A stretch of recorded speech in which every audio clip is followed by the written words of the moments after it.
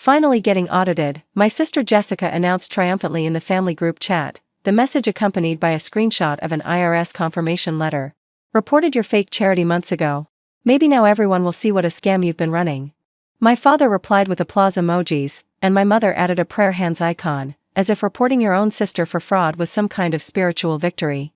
But why did I simply mute the chat instead of defending myself, and why did the IRS agent who arrived at my office 3 weeks later stop mid-introduction, his credentials frozen in his outstretched hand?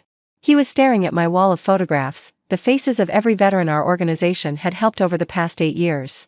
Ma'am, his voice cracked. I'm in that picture. Second row, third from the left. November 2019. I looked closer. Younger, thinner, eyes hollow with the particular exhaustion of someone who'd lost everything. But unmistakably him. David Reyes? You remember my name? His professional composure shattered entirely. You gave me a home when I had nothing. Your organization is why I'm standing here today, why I'm employed, why I'm alive. He looked at his credentials, then back at the wall. Who reported you for fraud?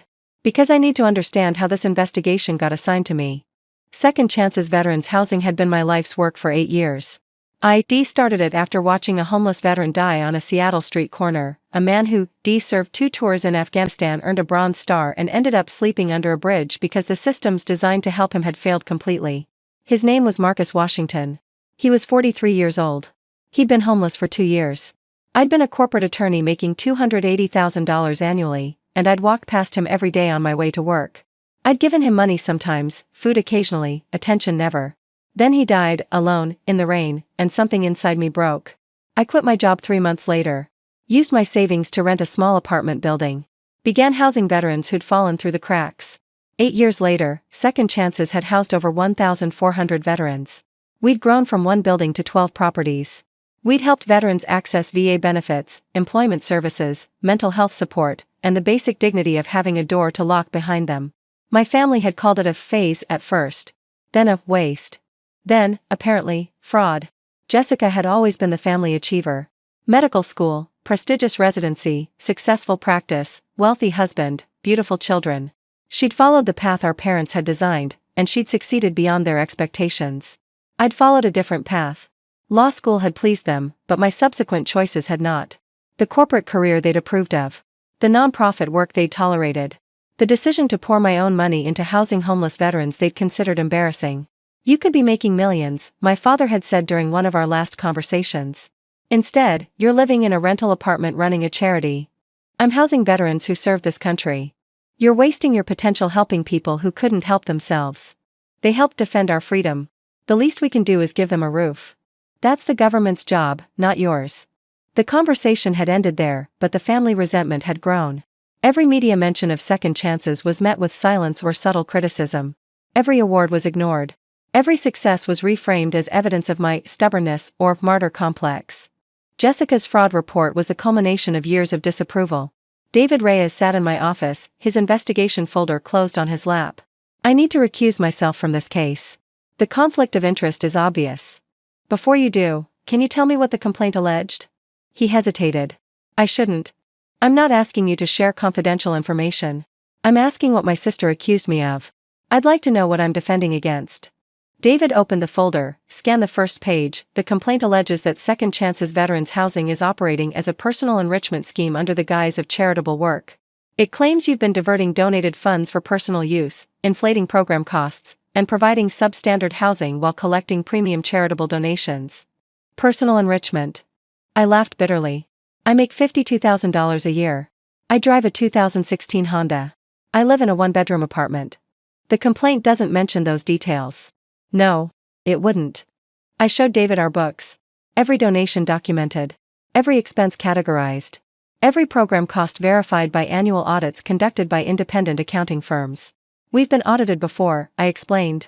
3 times in 8 years. Clean reports every time. We operate with a 92% program efficiency ratio. That means 92 cents of every dollar goes directly to housing and services for veterans. That's exceptional. Industry standard is around 75%. I know. I designed our operations specifically to minimize overhead. I take a below-market salary.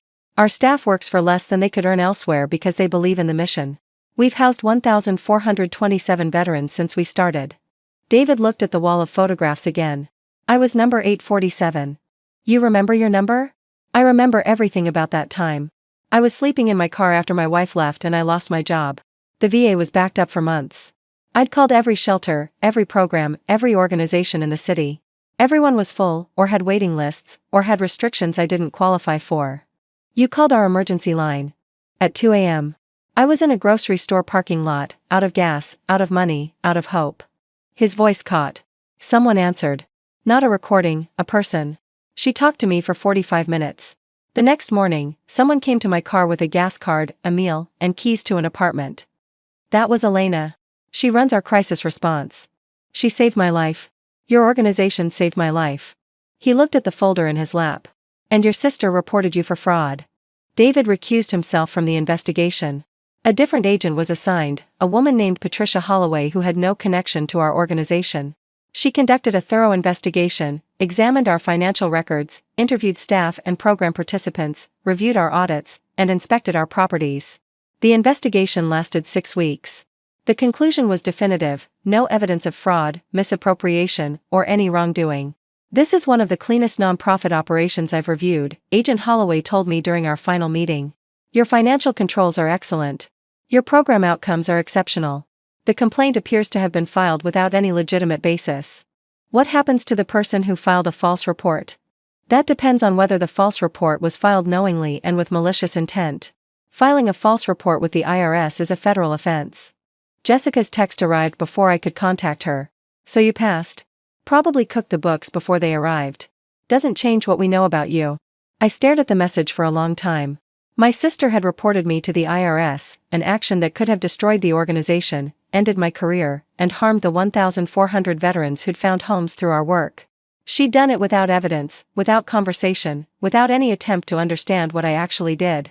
And she still believed she was right. The family confrontation happened at my mother's birthday dinner. I hadn't intended to come, but my mother had begged, just this once, for me, and I'd relented. Jessica was there with her husband and children. My father was holding court at the head of the table. Everything was normal until dessert. I heard your little charity passed its audit, Jessica said sweetly. Must have hired good accountants. The audit found no wrongdoing because there was no wrongdoing. We both know the truth. What truth, Jessica? That I've housed over 1,400 veterans? That we have a 92% program efficiency ratio? That I make $52,000 a year running an organization that's won national recognition? I set down my fork. What exactly is the truth you think you know? That you're using this charity thing to feel superior. That you've always needed to be the martyr. That you abandoned a successful career to play savior. I abandoned a career that paid well and meant nothing to do work that pays modestly and saves lives, saves lives. She laughed. You give homeless people apartments. That's not saving lives, that's enabling dependency. David Reyes. Who? The IRS agent who came to investigate your fraudulent report. He was one of our program participants. We housed him when he was sleeping in his car. Now he's a federal agent with a career and a family. That's what dependency looks like, apparently. The table had gone quiet. The agent was someone you helped? My mother looked uncomfortable. That seems convenient. It wasn't convenient. It was coincidental. We've housed 1,427 veterans. Some of them have gone on to remarkable careers. David happened to be assigned to investigate the complaint Jessica filed. I filed that complaint because you wanted to hurt me. Because my choices embarrass you. Because you, VE, spent 30 years competing with me and you can't stand that I found something meaningful that has nothing to do with your definition of success. Jessica's response was predictable and revealing. You've always thought you were better than everyone. This charity thing is just another way to look down on people who work normal jobs and live normal lives, who. I don't think I'm better. I think I'm different. Those aren't the same thing. You gave up everything to help strangers. I gave up a paycheck to help veterans who served this country. They're not strangers. They're Marcus Washington, who died under a bridge after earning a Bronze Star. They're David Reyes, who now investigates fraud for the federal government. They're 1,400 people with names and faces and stories that matter. And we don't matter? Your family doesn't matter? My family reported me to the IRS for fraud without evidence. My family sends applause emojis when I'm being investigated. My family has spent 8 years calling my life's work a phase and of waste, and now apparently a scam. I stood. I matter to you only when I fit your expectations.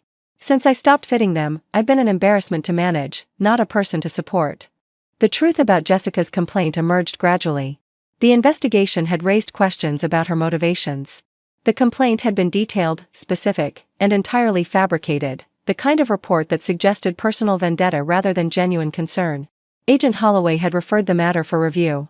Filing a false report with the IRS was a federal offense. The investigation into my organization had triggered an investigation into my sister. I didn't lie, Jessica insisted when she learned about the referral. I had concerns. You alleged specific acts of fraud that didn't occur. You claimed I was diverting funds when independent audits showed otherwise. You described substandard housing when our properties exceed code requirements. I'd received copies of her complaint through our attorney. You didn't have concerns, Jessica. You had malice. I wanted someone to investigate. You wanted someone to validate your resentment. Instead, they validated my work. The federal investigation into Jessica's false report lasted 4 months. She wasn't criminally charged. The prosecutor determined that proving willful malice beyond reasonable doubt would be difficult. But she received a formal warning, and the false report was documented in federal records. Her medical practice faced its own consequences. When colleagues learned she'd filed a false IRS complaint against her nonprofit-running sister, professional relationships cooled. Referrals declined. The reputation she'd built on being the responsible, successful sibling developed cracks. I took no satisfaction in her difficulties. I just wanted distance. David Reyes became a friend. After the investigation closed, he contacted me, not as an agent, but as a former program participant who wanted to help. He began volunteering at Second Chances, sharing his story with current residents, showing them what was possible on the other side of crisis. When you're in that place, sleeping in your car, wondering if you'll ever recover, you can't imagine having a normal life again, he told our residents during one session. But here I am. Federal employee. Homeowner. Husband. Father. Every step started with someone giving me a chance. Tell them about the phone call, I prompted. 2 a.m. I was ready to give up. Not just on finding housing, on everything. I called the crisis line because I'd seen your flyer, and I figured I'd try one more thing before. He paused. Elena answered. She talked to me like I was a person, not a problem. She said help would arrive in the morning. And it did. That's what saved me, not just the apartment. Being seen. Being heard. Being treated like I mattered. The organization grew stronger after the investigation. The publicity surrounding the false report had an unexpected effect. Donations increased. People who'd never heard of Second Chances learned about our work through news coverage of the investigation and its outcome. Nonprofit vindicated after family member's false fraud report, the headlines read. The story resonated. A sister so consumed by resentment that she tried to destroy a legitimate charity. An IRS agent who'd been saved by the organization he was sent to investigate. A nonprofit that emerged from scrutiny with its integrity confirmed. Donations tripled in the following year. We expanded to 3 new cities. We housed another 600 veterans. Jessica's malice had become our marketing. My mother attempted reconciliation 6 months later. Jessica was wrong to file that report. We all know that now. Do you? Because I haven't heard any apologies. I've heard justifications and minimizations, but no one has actually said, I'm sorry for trying to destroy your life's work. We were concerned. You were hostile. There's a difference. When someone you love does something you don't understand, concern looks like asking questions. Hostility looks like filing false federal reports and celebrating when investigations are launched. We didn't understand what you were doing. You never tried to understand. Not once in 8 years did anyone visit our facilities, meet our residents, or ask how the organization actually works. You just decided it was a scam because it didn't fit your definition of success. Can we move forward? Forward to what? A relationship where I pretend the last 8 years didn't happen? Where I ignore that my family actively tried to destroy something that helps veterans? We're still family. Family is supposed to mean support, not sabotage. I'll let you know when I'm ready to redefine what family means with people who reported me to the IRS. The wall of photographs in my office has grown. 1,427 faces when David Reyes walked in. Now over 2,000. Veterans who served, struggled, and found their way back through an organization my family called a scam. Each photograph has a story. The Marine who became a teacher. The Army medic who opened a clinic. The Navy veteran who reconciled with his children. The countless men and women who simply found stability, a job, a home, a reason to keep going. David's photograph is still there, second row, third from left. Beside it now is a second photograph, David and his IRS credentials, shaking my hand at a fundraising gala, living proof that the investment we make in people pays dividends none of us can predict. Jessica and I haven't spoken in 2 years. I hear about her occasionally through my mother, who serves as an uncomfortable bridge between the life I've built and the family I've lost. Her practice recovered. Her reputation stabilized. She's still successful by every metric that matters to her. But she's never apologized. Never acknowledged that her complaint was baseless, her motivations were petty, her actions were harmful. She's moved on as if nothing happened, protected by the family system that always favored her version of success over mine. I've moved on too, not by forgetting, but by building. Every veteran we house is an answer to her accusation. Every life we change is evidence that she was wrong. Marcus Washington's photograph hangs above my desk. I found it years after I started Second Chances, a copy from his VA file, provided by a chaplain who remembered him. He's in uniform, young, before the deployments that broke something inside him. You started this, I tell him sometimes. Your death created something that saved thousands of lives. I wish you could see it. He can't see it, of course. He died under a bridge because people who could have helped walked past, including me. But David Reyes sees it. And the 2,000 other veterans whose faces fill my wall. And the volunteers who give their time, and the donors who give their money, and the staff who give their careers to work that matters. She reported me for fraud. She celebrated when the investigation launched. She told the family chat my charity was a scam, and they applauded her righteousness. Then the IRS agent walked in and saw his own face on my wall, second row, third from the left. A veteran I'd housed when he had nothing. A man who built his life on the foundation we provided. Her fraud report became her indictment. Her malice became my marketing. And her certainty that I was running a scam was answered by 2,000 photographs of veterans who know exactly what Second Chances really is. She wanted to destroy something. Instead, she proved its worth. The agent she sent to investigate became our strongest advocate. The investigation she demanded became our vindication. And the sister she tried to ruin continues building something she'll never understand.